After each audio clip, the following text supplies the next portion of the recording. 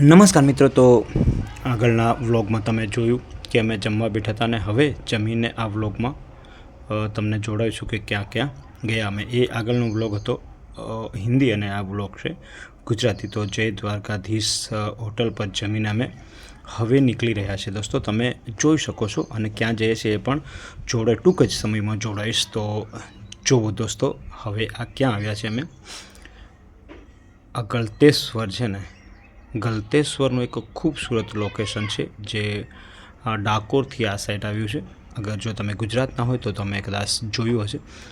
ખૂબસૂરત દ્રશ્યો અહીંના છે, પણ વરસાદના કારણે થોડું તમને એવું લાગી રહ્યું હશે કે ઝૂંપડપટ્ટી જેવું, પણ ખરેખર એવું નથી. ખૂબસૂરત દ્રશ્યો, ખૂબ જ પર્યટનો જતા હોય છે અને લોકો દર્શન કરવા પણ જતા હોય છે દોસ્તો. પણ ગઈકાલે સાંજે જે વાવાઝોડું આવ્યું છે ને, એના કારણે થોડું તમને દ્રશ્યો થોડા ધૂંધળા જોઈ રહ્યા છે. અને ખૂબસૂરત લોકેશન એટલે કે તમારે ફોટોગ્રાફી માટે વિડીયો શૂટિંગ કરવું હોય, કંઈ ફિલ્મ બનાવવી હોય, વિડીયો રીલ બનાવવી હોય તો ખૂબ જ સુંદર દ્રશ્યો છે.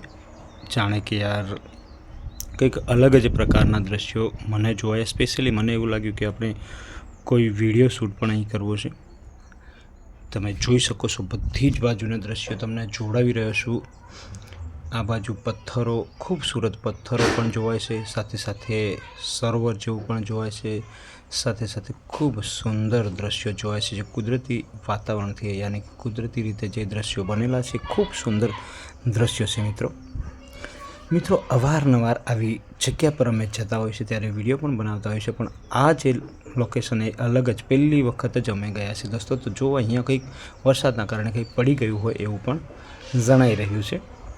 ત્યારે અમે નીચે પણ નથી ઉતર્યા અને ગાડીમાં રહીને જ આ વિડીયો શૂટ કર્યું છે મારા પુત્ર અક્ષકુમારે. તો હવે અહીંયાથી ગાડી પલટાવી રહ્યા છે અને ત્યાં જ જઈ રહ્યા છે જ્યાં ફરવાલાયક છે. ત્યાં અહીંયા પણ ફરવાલાયક છે, ખૂબ વિડીયો બનાવે એવું છે, પણ વરસાદનું માહોલ છે એના લીધે આપણે નીચે નથી ઉતરતા દોસ્તો.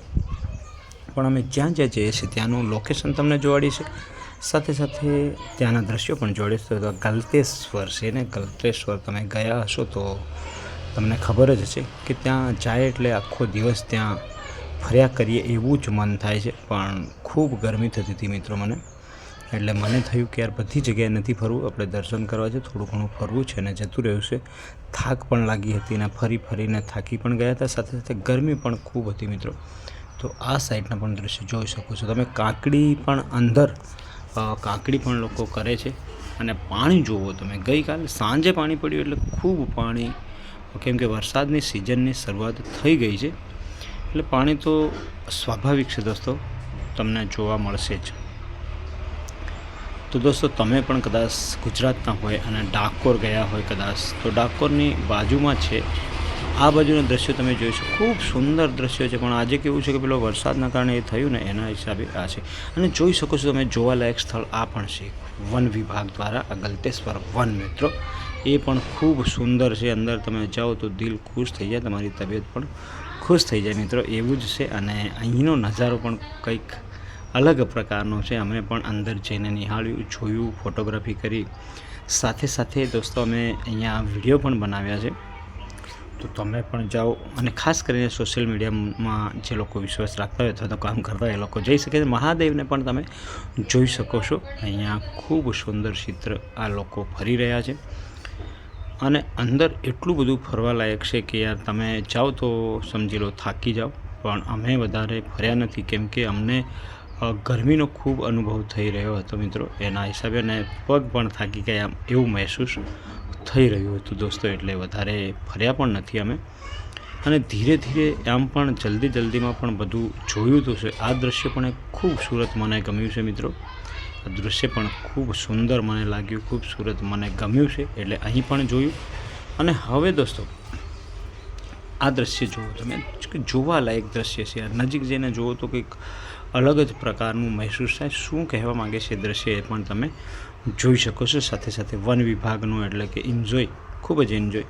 અહીંયા પણ રીલ શૂટિંગ કરી શકો છો તમે. અને હું જોઈ શકો છો મિત્ર, તમને જોડાવી રહ્યો છું અને હું પણ રીલ જ બનાવી રહ્યો છું, એટલે કે આ વિડીયો શૂટ કરી રહ્યો છું, એ પણ તમે જોઈ રહ્યા છો. અત્યારે તમે મારા ચહેરાની સ્માઇલ જોવો, એ સ્માઇલ જોઈને પણ તમે અંદાજો લગાવી શકશો કે યાર કેટલી આપણને ખુશી મળે. હવે હું નજીક પહોંચી ગયો છું, નજીક જઈને પણ તમને જોડી રહ્યો છું મિત્રો. હવે અહીંયાથી નીકળી રહ્યા છે ધીરે ધીરે. તો દોસ્તો જુઓ આ કઈ નદી છે એ પણ જુઓ.